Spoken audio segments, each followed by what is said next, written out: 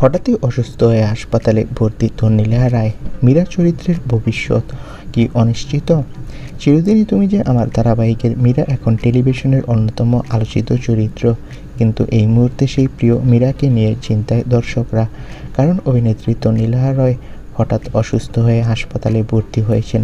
ধারাবাহিকের ইউনিট সূত্রে জানা গেছে, পরপর শুটিং, প্রচণ্ড মানসিক চাপ আর অনিদ্রার কারণে বেশ কিছুদিন ধরেই শারীরিকভাবে দুর্বল হয়ে পড়েছিলেন তন্নি। অবশেষে একদিন সেটে হালকা মাথা ঘোরা অনুভব করার পর তাকে তড়িঘড়ি হাসপাতালে নিয়ে যাওয়া হয়।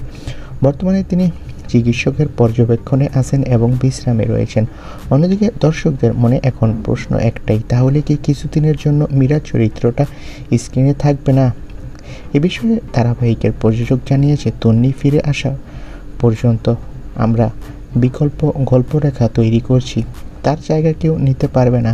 নিজের ফ্যানদের উদ্দেশ্যে তন্নি লিখেছেন, মীরা লড়াই করতে জানে, তন্নিও জানে, খুব তাড়াতাড়ি ফিরবো তোমাদের ভালোবাসায় পর্দায়।